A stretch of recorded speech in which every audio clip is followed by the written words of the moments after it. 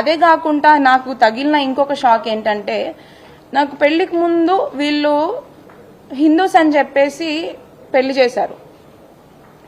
కానీ పెళ్ళైన వెంటనే నాకు తెలిసిన విషయం ఏంటంటే వీళ్ళు క్రిస్టియన్స్. వాళ్ళు లోపల ఎట్లాంటి హిందువులకి సంబంధించిన పూజలు కానీ హిందూ కార్యక్రమాలు కానీ, అంటే బయట పబ్లిక్ లో మరి ఏం చేస్తున్నారు, ఏం పూజలు చేస్తున్నారు, ఎక్కడికి వెళ్తున్నారు అనేది నాకు సంబంధం లేదు. నేను ఇంటి కోడల్ని, ఇంట్లో ఏమైతే ఫాలో అవుతున్నారో వాటిని నేను పరిగణనలోకి తీసుకుంటాను. అక్కడికి వెళ్ళిన వెంటనే వాళ్ళ ఇంట్లో ఒక పూజ గది లేదు. బట్ మేము పెళ్లి చూపులకు వచ్చే ముందు అక్కడ మాకు తగ్గట్టుగా అన్ని ఫోటోలు అరేంజ్ చేసి మమ్మల్ని మోసం చేసి మమ్మల్ని పెళ్లి వరకు తీసుకొచ్చి పెళ్లి చేశారు. అది ఇవి ఇప్పుడు అబ్బాయితో ఒకటైతే, సెకండ్ వచ్చేసి క్రిస్టియన్స్ అని చెప్పేసి తెలియకుండానే పెళ్లి చేసి, నేను క్రిస్టియానిటీ ఫాలో అవటం అనేది నేను తప్పుగా పరిగణించట్లేదండి. ఎవరి దేవుని వాళ్ళు రెస్పెక్ట్ చేస్తారు. బట్ చెప్పకుండా పెళ్లి చేసి మోసం చేసిందే కాక బలవంతం చేయడం అనేది ఇంకొక తప్పు. అవన్నిటిని నేను ఎఫ్ఐఆర్లో క్లియర్గా చెప్పినా చెప్పకున్నా ఇప్పుడు డైరెక్ట్గా మీకు ప్రతి ఒక్కరికి నా బాధ అర్థమవుతుంది అని చెప్పి ఇప్పుడు ఇంకొకసారి మీకు అందరికీ చెప్పుకుంటున్నాను. అక్కడ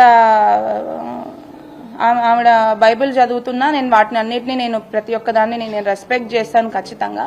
బట్ నన్ను బలవంతం చేయడం అనేది ఖచ్చితంగా 100కి 100% తప్పు. అండ్ మా దేవుళ్ళని ఇప్పుడు నేను వాళ్ళని బతిలాడుకోగా నాకు ఒక 3rd ఫ్లోర్లో పూజ గది పెట్టారు. దాంట్లో కనీసం నేను అగరబత్తులు వెలిగించి గంట కొట్టాలన్నా కూడా చాలా భయపడేదాన్ని. ఎందుకంటే ఆమె ఆ టైంలో చేసిన నాకు ఆ వ్యాఖ్యల వల్ల ఫస్ట్ నాకు పూజ చేయాలన్నా కూడా దాంట్లో భయమేది. ఎందుకంటే ఆమె ఎట్లాంటి వ్యాఖ్యలు చేసిందంటే, అసలు మీ దేవుళ్ళు కూడా దేవుళ్ళేనా, అసలు ఇద్దరు అంటే నాకు శివుడు అంటే చాలా ఇష్టం అనమాట. ఎప్పటి నుంచో చిన్నప్పటి నుంచి నేను అక్కడ కూడా వెళ్ళిన తర్వాత ఆ దేవుడినే పూజించుకున్నాను. ఆ దేవుళ్ళ గురించి కూడా అసలు ఇద్దరు వైఫ్లు ఉంటారు, ఇద్దరు పిల్లలు ఉంటారు, వాళ్ళకు కూడా అన్ని మనుషుల్లాగానే అన్ని ఉన్నాయి. అసలు వాళ్ళ దేవుళ్ళు ఎట్లయితారమ్మా?